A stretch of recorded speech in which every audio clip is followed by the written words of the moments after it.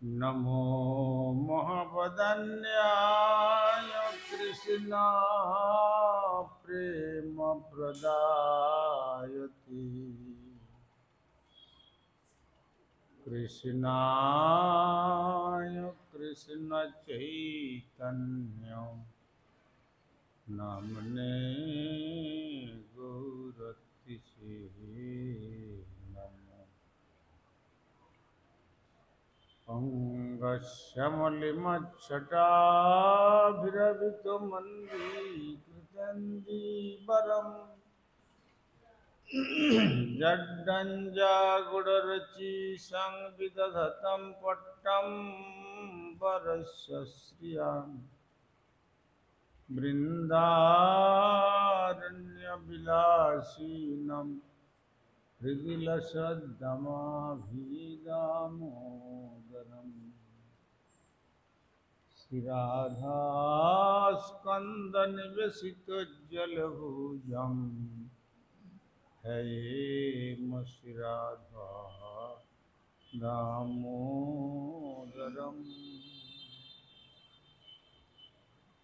ॐ नमः भगवते वासुदेवाय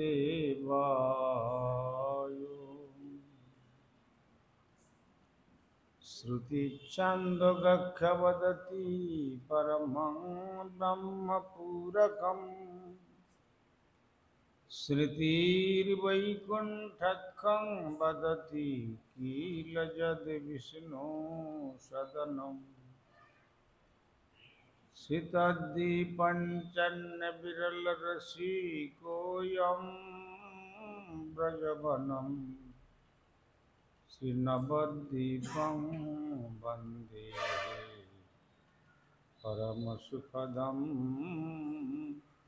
तं कीदुदितं श्रीमायापुरं वन्दे परमसुखदं तं कीदुदितं देवी सुरेश्वरी भगवती गंगे त्रिभुवनतारिणि तरलतरङ्गे शङ्करमौलिनिवासिनि विमले मम मतिरस्तं तव पादकमले भक्त्या विहीनयपराधलक्ष्मी क्षिप्तस्य कामादितरङ्गमध्ये कृपामयि त्वां शरणं प्रपन्या वृन्दे नमस्ते श्रीचरणारविन्दम्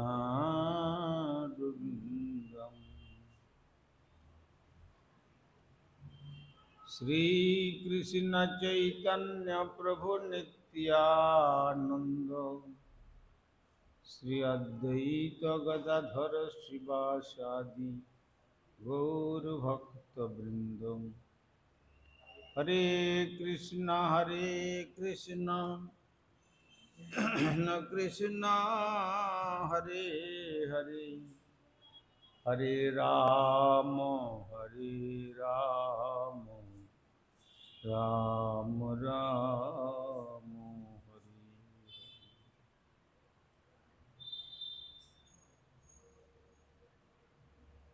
जय श्री गुरुदेव जय प्रभुपाद जय राधा मदार जय गोस्वामी जय जय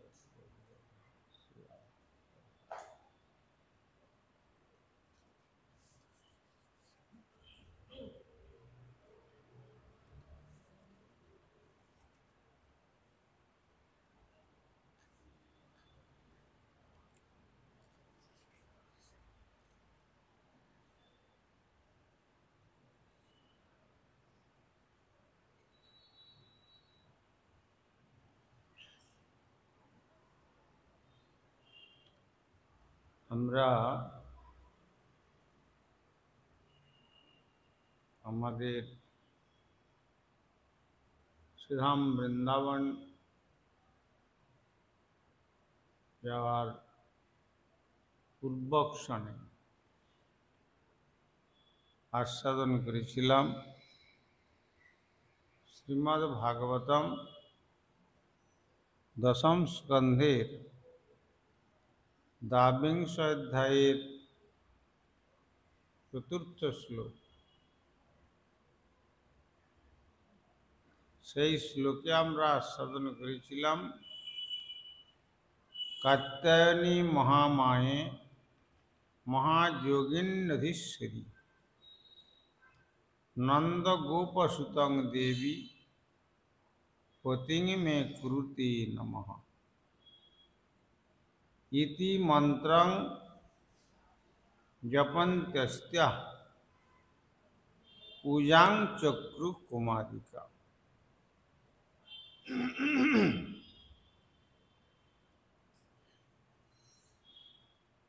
অর্থাৎ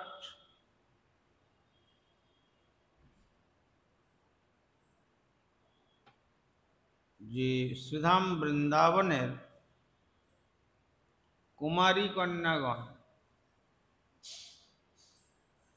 তারা কাত্যায়নী ব্রত করেছিলেন এবং সেই ব্রতের মন্ত্রটি ছিল, হে দেবী কাত্যায়নী,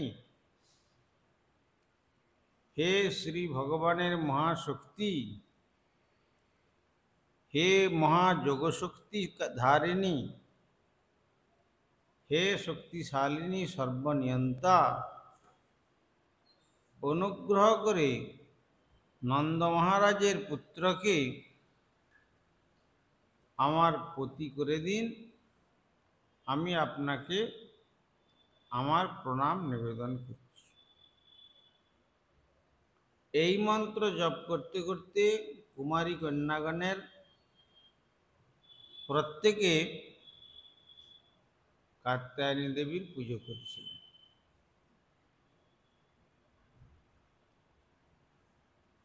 আর এই শ্লোকের তাৎপর্য অবলম্বনে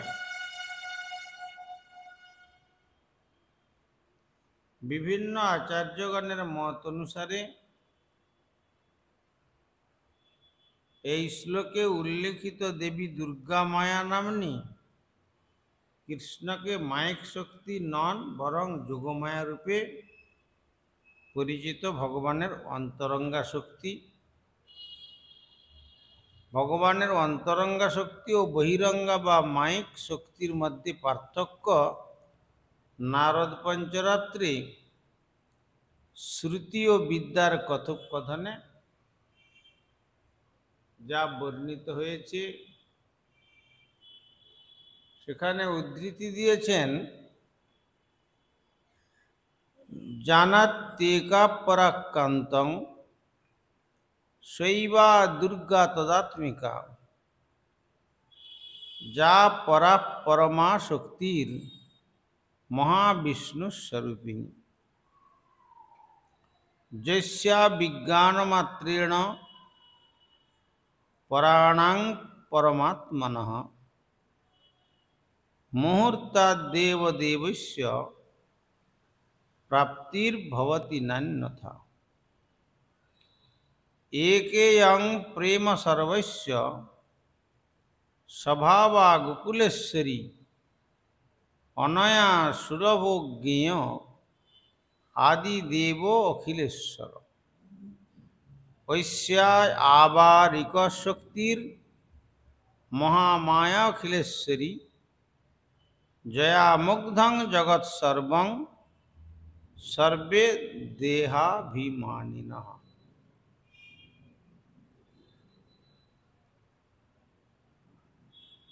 অর্থাৎ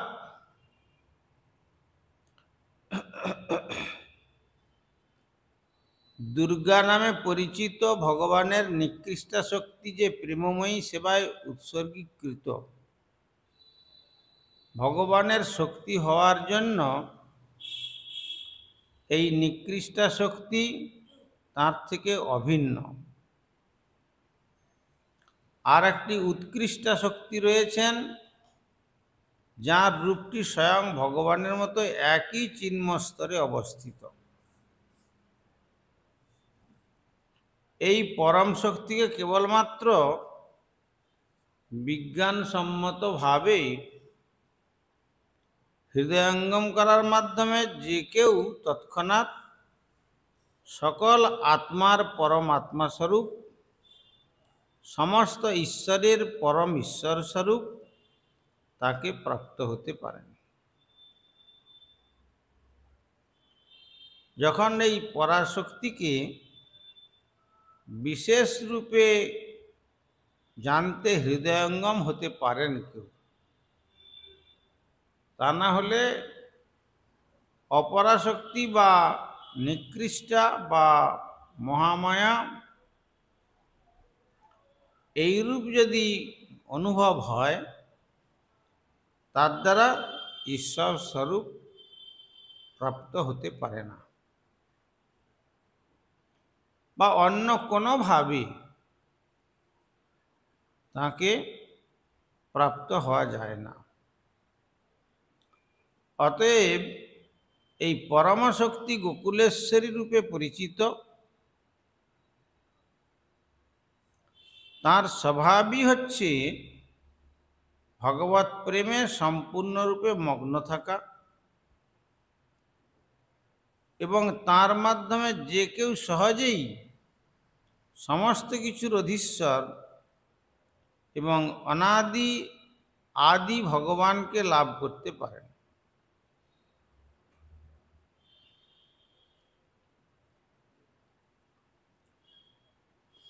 ভগবানের এই অন্তরঙ্গা শক্তির একটি আবরণাত্মিকা শক্তি রয়েছে, যিনি মহামায়া রূপে পরিচিতা, যিনি জড়জগৎকে শাসন করেন। প্রকৃতপক্ষে তিনি সমগ্র ব্রহ্মাণ্ডকে মোহিত করে রেখেছেন, আর এভাবেই জগৎ মধ্যস্থ সকলেই মিথ্যাভাবে নিজেকে জড় দেহরূপে জ্ঞান করছে। এই যে শ্রী ভগবানের অবিদ্যা শক্তি রূপী যে মহামায়া, সেই যোগমায়ার ছায়া শক্তি স্বরূপা তিনি হচ্ছে জগৎকে মোহন করে রেখেছেন। শুধু জগৎ বলতে এই যে ভূলোক তা নয়, ব্রহ্মাণ্ড একবারে সত্যলোক থেকে আরম্ভ করে পাতাল পর্যন্ত 14 ভুবন নিয়ে যে একটা ব্রহ্মাণ্ড, এই সমস্ত ব্রহ্মাণ্ডকে ভগবানের মহামায়া শক্তি তার প্রভাবে জীব জগৎকে মোহিত করে রেখেছে। তারা ভগবানের পাদ পদ্মের সন্ধান লাভ করতে পারে না।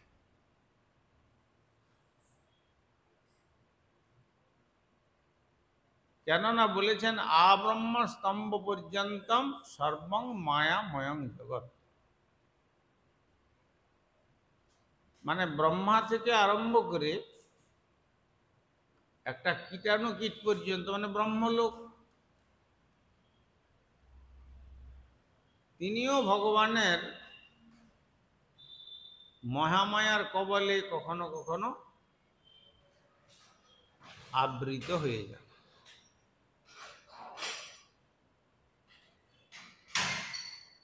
আর দেবরাজ ইন্দ্রাদির কথা তো আর কি বলা যাবে সেখানে। এদিকে জনলোক, মহালোক, তপলোক, সত্যলোক, ভুবলোক আর এই ভূলোক, আবার ওদিকে নিম্নেতে অতল, বিতল, সুতল, তলাতল, মহাতল, রসাতল, পাতাল, এই নিয়ে একটা ব্রহ্মাণ্ড। সব ব্রহ্মাণ্ডে যে আমাদের মতো মানুষ আছে তা নয়। এক এক ব্রহ্মাণ্ডের প্রাণ এক এক রূপের হয়, কিন্তু সেই ব্রহ্মাণ্ডের মধ্যে যে ভূলোক, সেই ভূলোকের অধিকার আছে একমাত্র ভগবানের পাদ পদ্ম আরাধনা করে ভগবত ধামে ফিরে যায়।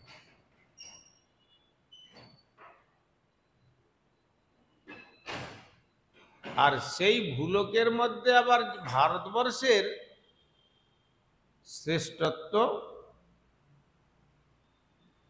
ব্রহ্মাজি নিজ মুখে স্বীকার করেছেন। হা হন্ত ভারত ভূমৌ কদা নিজন্মসৌ ভূত্বা শ্রীকৃষ্ণ ভজন্তং বৈকুণ্ঠম প্রাপ্নুয়াব। ব্রহ্মা নিজে বলছেন, অত্যন্ত খেদের সঙ্গে উক্তি করছেন, হায় হায় ঠাকুর, তুমি আমাকে কেন এই ব্রহ্মলোকে ব্রহ্মা হয়ে জন্মদান করলে? এমন পরম পবিত্র ভারতভূমি থাকতে থাকতে।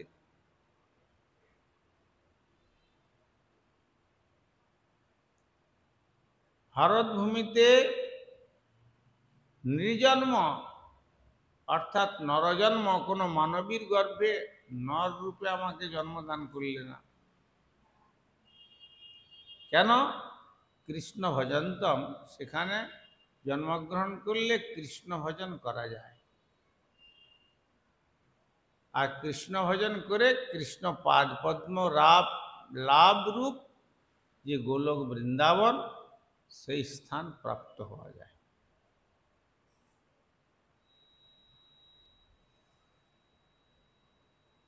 এই অনন্ত বিশ্বব্রহ্মাণ্ডের এই ভারতভূমিটাই হচ্ছে বৈকুণ্ঠ যাওয়া যাত্রার দ্বারদেশ।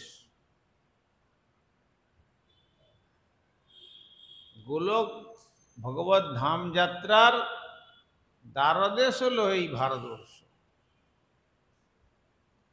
তাহলে কত কোটি জন্মের, কত লক্ষ কোটি জন্মের সৌভাগ্যের ফলে এই ভারতভূমিতে মনুষ্য হয়ে মানবীর গর্ভে জন্মগ্রহণ করা যায়, এটা চিন্তার অতীত।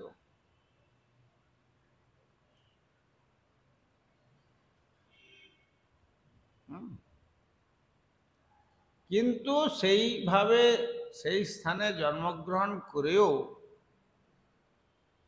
যারা আমরা শ্রী ভগবানের ভজন করতে এসেও ভজন না করে বৃথা জীবনটাকে অতিবাহিত করে ফেলছি, এর থেকে দুঃখের বিষয় আর কিছু নয়।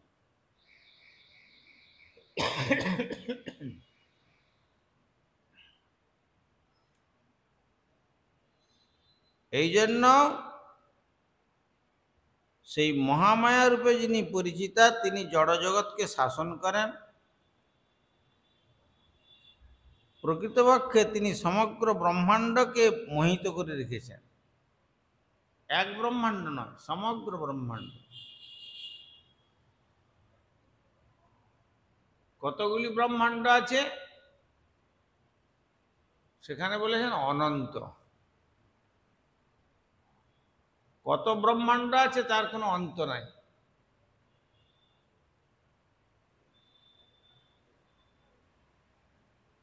সেই ব্রহ্মাণ্ডের মধ্যে আমাদের এই যে ভারতখণ্ড, এইটি হচ্ছে সব থেকে ছোট জায়গা।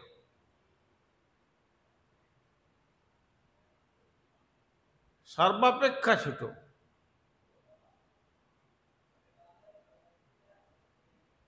এই জন্য কোন ব্রহ্মাণ্ডে থেকে কি সাধনার ফলে যে জীব ছিটকে এসে এই ব্রহ্মাণ্ডের ভারতবর্ষে জন্মগ্রহণ করবে, এ আশার অতীত।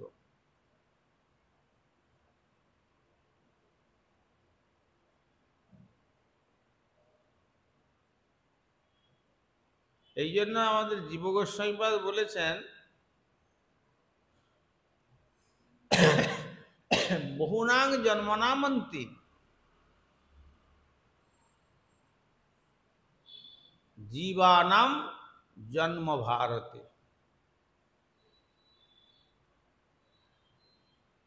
বহুনাং জন্মনামন্তি, তার কোনো হিসাব নেই।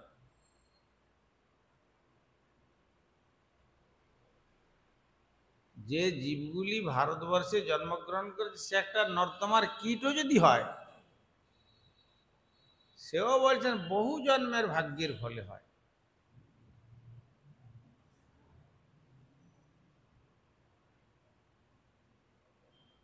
সেই জন্য কবিরাজ গোস্বামী বলছেন, এমন ভারত ভূমিতে হইল মনুষ্য জন্ম যার, জন্ম সার্থক করি কর পর উপকার। এই অধিকারটা, এই রাইটটা কেবল ভারতবাসীর জন্যই শাস্ত্র দিয়ে গেছেন।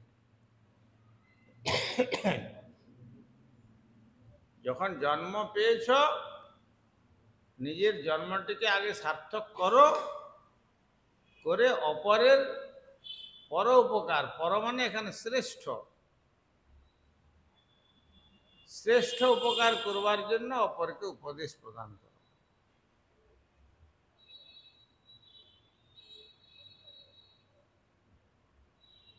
আর এই যে পর উপকার, পর উপকার করবার নিজের জন্মটা কি করে সার্থক হবে, সেটি আমাদের পরম গুরুদেব শ্রীল প্রভুপাদ ভক্তি সিদ্ধান্ত সরস্বতী গোস্বামী ঠাকুর, তিনি যুগাচার্য রূপে আবির্ভূত হয়ে দেখিয়ে গেছেন। কি করে সার্থক লীলা প্রকট করেছেন? শতকোটি নাম যজ্ঞ।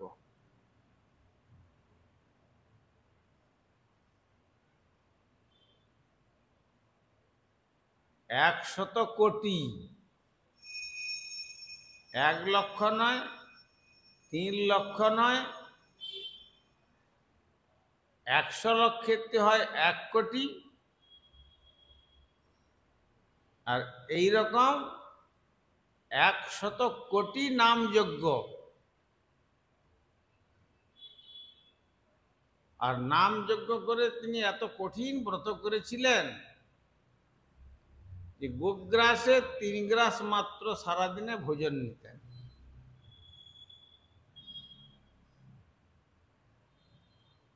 শতকোটি নাম যজ্ঞের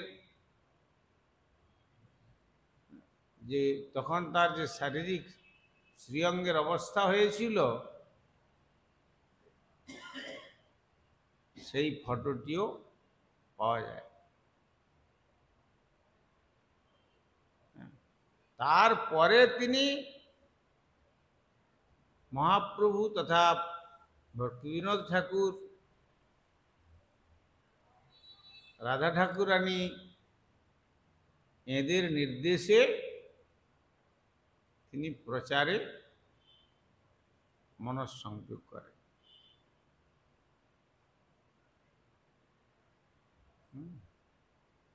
তাকে বলা হয়েছে জন্ম সার্থক করি কর পর উপকার।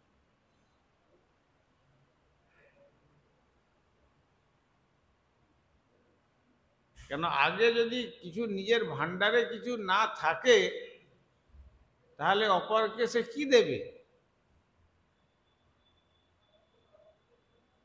অ্যাকাউন্টে জিরো, জিরো ব্যালেন্স, স্টেটমেন্টে দেখা গেল জিরো ব্যালেন্স। সেখানে যদি জিরো ব্যালেন্সের অ্যাকাউন্ট থেকে যদি চেক দিয়ে দেওয়া যায় কাউকে যে তুমি টাকা তুলো, তাহলে সেই সম্ভব?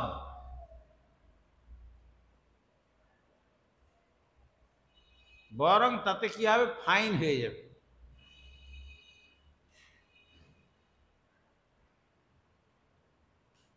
পেমেন্ট কর্তার সেখানে সরকারি দপ্তর থেকে ফাইন হয়ে যাবে তা।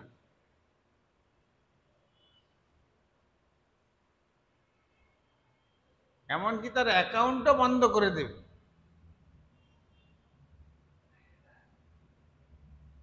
তেমনি আমরা যদি অনধিকারী ব্যক্তি হয়ে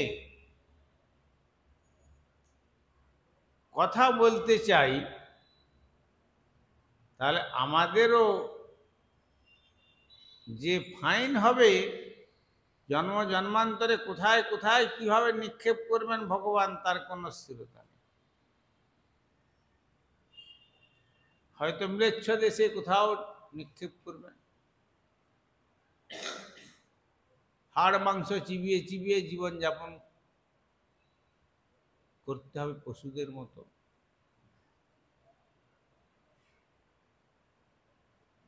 সেই জন্য এই যে মনুষ্য ভারতবর্ষের বুকে যে জন্মগ্রহণটা আমাদের হয়েছে,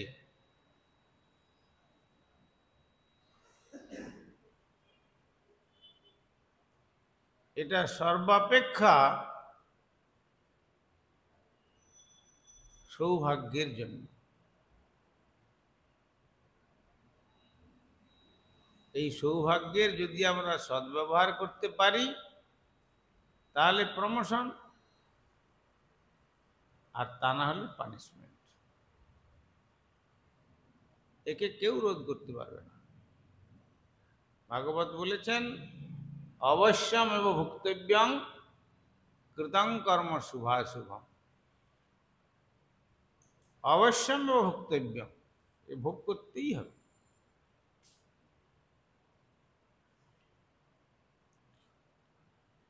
উপরের উদ্ধৃতি থেকে আমরা হৃদয়ঙ্গম করতে পারি যে পরমেশ্বর ভগবানের অন্তরঙ্গা ও বহিরঙ্গা কিংবা উৎকৃষ্টা বা নিকৃষ্টা শক্তি যথাক্রমে যোগমায়া ও মহামায়া রূপে রূপায়িত করা হয়েছে। কখনো কখনো দুর্গা নামটি অন্তরঙ্গা উৎকৃষ্টা শক্তির ক্ষেত্রেও ব্যবহৃত হয়েছে।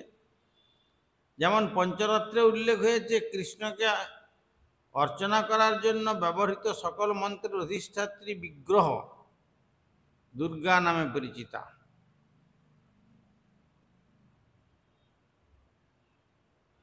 এভাবেই পরম তত্ত্ব কৃষ্ণের গুণকীর্তন ও অর্চনার নির্দিষ্ট মন্ত্র বা স্তবের অপ্রাকৃত শব্দ তরঙ্গের অধিষ্ঠাত্রী বিগ্রহকে দুর্গা নামে অভিহিত করা হয়।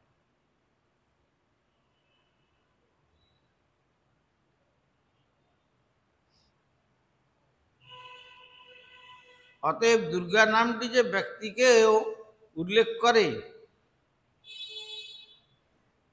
অতএব দুর্গা নামটি সেই ব্যক্তিকেও উল্লেখ করে যে যিনি ভগবানের অন্তরঙ্গা শক্তিরূপে ক্রিয়া করেন।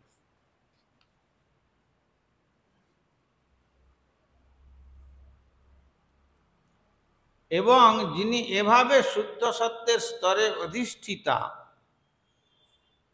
এই অন্তরঙ্গা শক্তিকে একানংসা বা সুভদ্রা নামে পরিচিতা কৃষ্ণের ভগিনী রূপে হৃদয়ঙ্গমও করা যায়।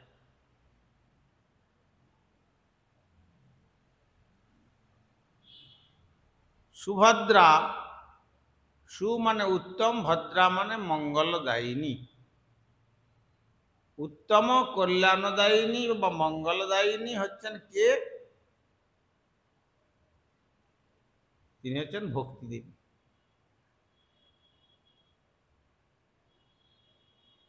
তিনি ভগবানকে পাইয়ে দেন। এই সেই দুর্গা যাকে বৃন্দাবনের গোপীগণ অর্চনা করেছিলেন।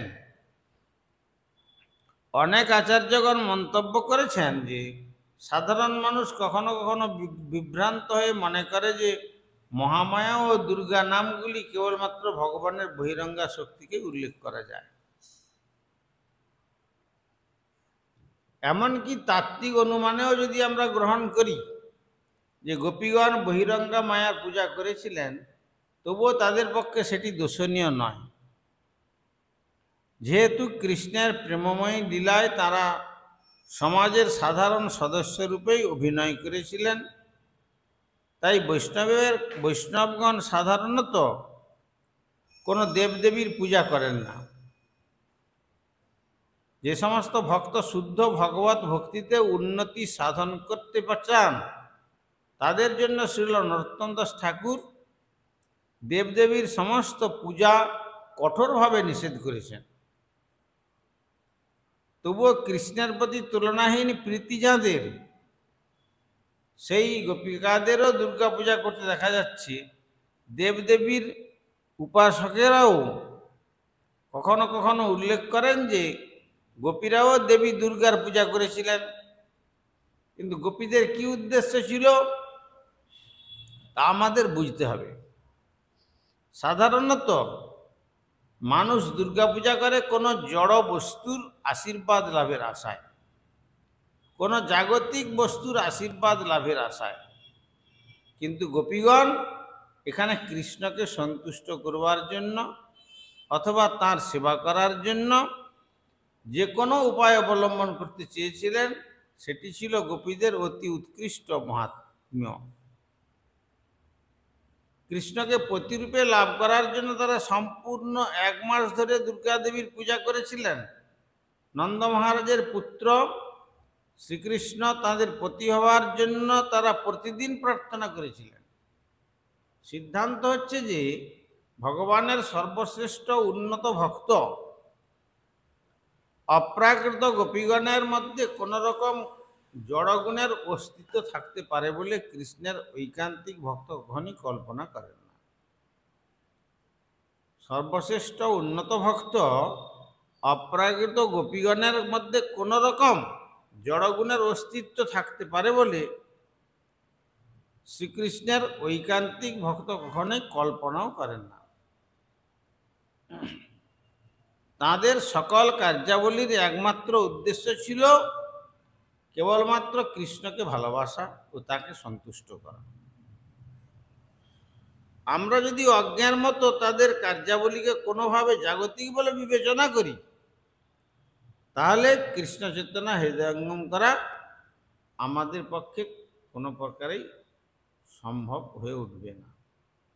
অর্থাৎ আমরা কৃষ্ণ বিষয়ক চেতনাকে চিরবঞ্চিত থেকে যাব, সে বিষয়ে কোনো সংশয় নেই।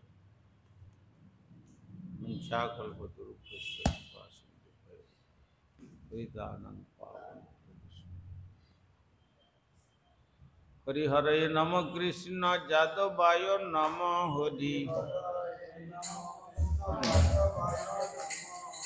যাদবায় মাধবায় সবায় নম,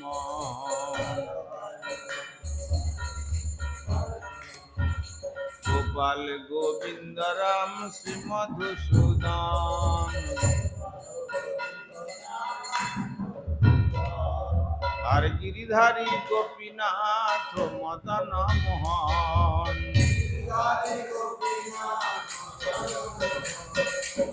চৈতন্য নিত্যানন্দ শ্রী অদ্বৈত সীতা,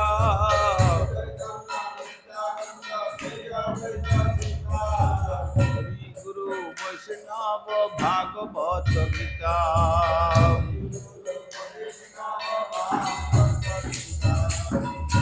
রূপ সনাতন ভট্ট রঘুনাথ,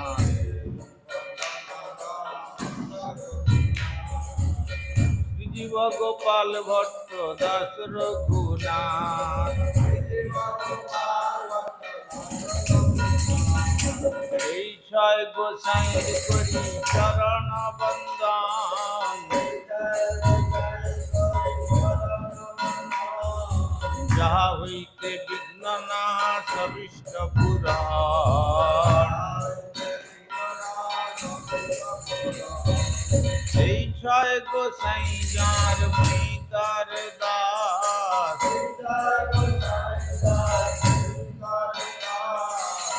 সবার পদরেণু মোর পঞ্চগ্রাস,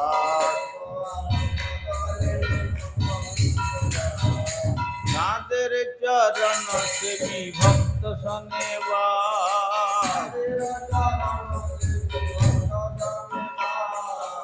জন্মে জন্মে হয় অভিলাষ,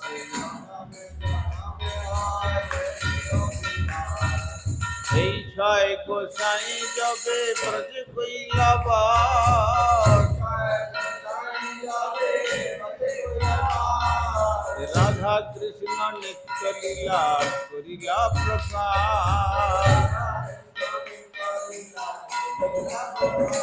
मनेरे आनंद बल हरि भज वृंदावन मनेरे मानसी गुरु वैष्णव पदे मजैया मन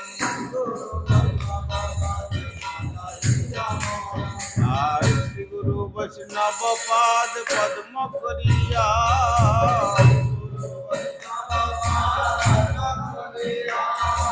नाम संकीर्तन कहे नरोत्तम दास हरे कृष्ण कृष्ण कृष्ण हरे हरे हरे राम राम राम हरे हरे हरे कृष्ण हरे हरे हरे राम जय गुरु हरि बोल हरि बोल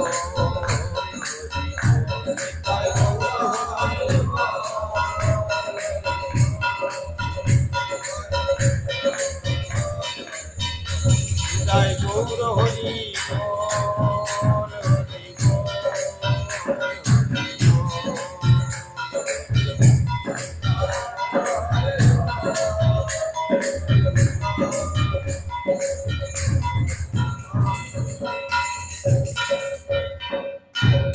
श्री गुरु गौरांग गंधर्विका गिरिधारी श्री राधा गोविंद गोपीनाथ मदन मोहन श्री जगन्नाथ बलदेव सुभद्रा श्री श्री राधा राधारमन देव हमेश्वर श्री गौर सुंदर श्री जगन्नाथ देव श्री गिरिराज महाराज श्री राधा दामोदर जी ग्रंथराज श्रीमद भागवतम तुलसी महारानी तथा सांध्यकालीन भागवत अधिवेशन महामहोत्सव की जय।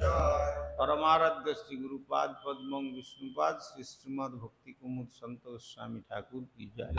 जगत गुरु श्रील प्रभुपाद भक्ति सिद्धांत सरस्वती गोस्वामी ठाकुर की जय। सपार सद सचिनंदन श्री गौर सुंदर की जय। सपार सद श्रील प्रभुपाद की जय। श्री रूपानुग गुरुवर्ग की जय। ग्रंथराज श्रीमद भागवतम की जय। श्रोता भक्त वृंद की जय। श्री श्री निताई गौर प्रेमानंदे हरि।